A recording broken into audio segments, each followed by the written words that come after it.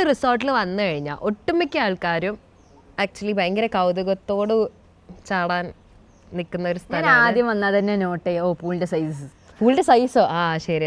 എനിക്ക് കൂടുതൽ സൈസ് ഉള്ളത് ആക്ച്വലി പറ്റില്ല. ഞാൻ ഹൈറ്റ് ഇല്ലാത്തതുകൊണ്ട് മുങ്ങിപ്പോവും. അപ്പൊ എനിക്ക് പഠിക്കണം മിസ്റ്റർ, നീന്താൻ അറിയില്ല. വേറെ എല്ലാം എന്താ ഞാൻ അത് പഠിച്ചു ഇത് പഠിച്ചു, പക്ഷെ സ്വിമ്മിങ് മാത്രം പഠിച്ചില്ല. ഞാൻ വേറൊരു കാര്യം പറയട്ടെ, ഞാൻ എപ്പോഴാണ് നീന്തം പഠിച്ചറിയാം. നമുക്ക് വീടില്ല, പിന്നെ സ്കൂളിലൊക്കെ പഠിക്കുന്ന സമയത്ത് ഇങ്ങനത്തെ ഒരു വീടില്ലേ, വീടിന്റെ അടുത്ത് ഇതില്ലാന്ന്, കുളം അല്ലെങ്കിൽ പുഴ, ആ സംഭവങ്ങളൊന്നും ഇല്ല. പിന്നെ പുഴന്ന് കറക്റ്റ് പുഴ ഓക്കെ വാട്ടവർ. അപ്പൊ പിന്നെ ആണെങ്കിൽ സ്കൂളൊക്കെ പഠിക്കുമ്പോ ഇപ്പൊ ഓൾറെഡി സ്വിമ്മിങ് ക്ലാസ് എന്ന് പറഞ്ഞ് കൊടുക്കുന്നുണ്ട്. എനിക്ക് സ്വിമ്മിങ് സർട്ടിഫിക്കറ്റ് ഉണ്ട്, പക്ഷെ ആ കാലത്ത് സ്വിമ്മിങ് അറിയില്ല. പക്ഷെ നമ്മള് ഔട്ട്ഡോറിന് പോകാൻ തുടങ്ങുമ്പോ എല്ലാപ്പോഴും നമ്മൾ പൂളിൽ ഇറങ്ങും. അങ്ങനെ ഞാൻ നീന്തി പഠിച്ചതാ, ഫ്രം ഔട്ട്ഡോർ ഷൂട്ട് അങ്ങനെ പഠിച്ചതാ. അല്ലാതെ വേറെ ഒന്നും ഇല്ല. ആകെ ഒരു ഉപകാരം അതാ ഉണ്ടായത്. ഐ മീൻ ഔട്ട്ഡോറിലൂടെ പോകുമ്പോ ഒരു ഉപകാരം. അയ്യോ മഴ പെയ്യാൻ തുടങ്ങി. എനിക്ക് ആക്ച്വലി ഇത് പറഞ്ഞ പോലെ സ്കൂളിൽ സ്വിമ്മിങ് ക്ലാസ് ഉണ്ടായിരുന്നു, പക്ഷെ പപ്പ ഭയങ്കര പേടി ആയിരുന്നു, അങ്ങനെ എന്നെ സ്വിമ്മിങ് ക്ലാസ്സിന് പറഞ്ഞയച്ചില്ല. പക്ഷെ ആക്ച്വലി പിന്നെ അവർ പറയുന്നുണ്ടായിരുന്നു ഞാൻ ആസ്മയുള്ള കൂട്ടത്തിൽ, അപ്പോൾ ആസ്മറ്റിക് കുട്ടിക്ക് സ്വിമ്മിങ് പഠിക്കുന്നത് നല്ലയാ പോലും. പക്ഷെ പപ്പ വെള്ളത്തിൽ ഇങ്ങനെ ചാടി ഇങ്ങനെ ശ്വാസം മുട്ടുന്നുള്ള പേടിയിൽ പറഞ്ഞയച്ചില്ല. ആക്ച്വലി പോകാമായിരുന്നു. അപ്പോൾ ഇവിടെ ഇപ്പം നമ്മൾ പൂളിലേക്ക് വന്ന സമയത്ത് ആ ഭാഗത്ത് അത് നമുക്ക് ഒരു സാധനം കാണിച്ചാൽ അവിടെ പൂൾ റൂൾസ് എന്ന് പറഞ്ഞ് കാണുന്നുണ്ട് കുറച്ച് ദൂരെ. അപ്പോൾ ഇങ്ങനെ വായിക്കാനുള്ളൊരു കഴിവ് നമുക്കില്ലാത്തതുകൊണ്ട് ഞാൻ അതിൻ്റെ ഒരു ഫോട്ടോ എടുത്ത് വെച്ചിട്ടുണ്ട്. അപ്പോൾ അതിലുള്ള പൂൾ റൂൾസ് ഞാൻ വായിക്കാം. അപ്പോൾ ഓരോന്നോരോന്നിന് മീനിങ് നമുക്ക് നോക്കാം. Okay, first one is no diving. അപ്പോൾ ഭയങ്കര ഡെപ്ത് ഇല്ലാത്ത പൂളൊക്കെ ആണെന്നുണ്ടെങ്കിൽ നമ്മളിങ്ങനെ ചാടി വീണാൽ ഭയങ്കര റിസ്ക്കിയാണ് ആക്സിഡൻസ് ഉണ്ടാവാൻ. അപ്പോൾ ഈ ചാടി വീഴുന്നതിനെയാണ് നമ്മൾ ഡൈവ് ചെയ്യാന്ന് പറയുന്നത്.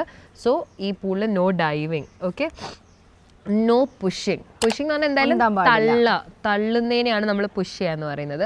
പുള്ളിയാന്ന് പറഞ്ഞാൽ ഇങ്ങോട്ട് വലിക്കുക. സോ പുഷും പുള്ളും എല്ലാവർക്കും അറിയുന്നതായിരിക്കും. നോ ബ്രെത്ത് ഹോൾഡിങ്, അതായത് നമ്മൾ ചില സമയം സ്വിമ്മിംഗ് പൂളിന്റെ താഴെ ഇങ്ങനെ മൂക്ക് പിടിച്ചിട്ട് ഇങ്ങനെ ശ്വാസം പിടിച്ചു വെക്കില്ലേ. എനിക്ക് ഓർമ്മ നമ്മൾ മോറിക്കാപ്പിൽ പോയ സമയത്ത് ഗെയിം ആയിരുന്നു ഏറ്റവും കൂടുതൽ ഇതില് നിൽക്കാന്നുള്ളത്, അങ്ങനെ ഒരു സാധനം. പിന്നെയുള്ളത് നോ റഫ് ഹൗസിങ്, അതായത് അതിന്റെ അതായത് നമ്മൾ അതിന്റെ ഉള്ളിൽ കയറി കച്ചറൊന്നും കളിക്കരുത് എന്നുള്ള. ഇതിന്റെ ഉള്ളിൽ കയറി ആരാ കച്ചറ കളിക്കുക? അതായത് ഇങ്ങനെ അങ്ങോട്ടും ഇങ്ങോട്ടും കിക്കിങ്ങും കാര്യങ്ങളും ഒക്കെ. ഓക്കെ, റണ്ണിങ്ങും അതും ഭയങ്കര ചിലപ്പോൾ നമ്മൾ സ്ലിപ്പായി വീഴാൻ ചാൻസ് ഉണ്ട്, അത്ര ഡെപ്ത് ഇല്ലാത്തതുകൊണ്ട്. Yelling or screaming. What is yelling or screaming? ചീത്ത പറയാ അല്ല, ഒച്ചയിടുക. ഓക്കെ, ഭയങ്കരമായിട്ട് അലറുക. Okay, no peeing in pool. നീ എത്ര പിന്നെ അപ്ഷൻ നീന്താത്തോണ്ട് കുഴപ്പമില്ല. എന്ത് അല്ല, ഞാൻ വെറുതെ ചോദിച്ചേനു. ഈ വണ്ടർല അങ്ങനത്തെ ഇതിലൊക്കെ പൂളില് പീ ചെയ്യുന്നത് ഭയങ്കര കോമൺ ആയിട്ട് എല്ലാവരും പറയുന്നത്.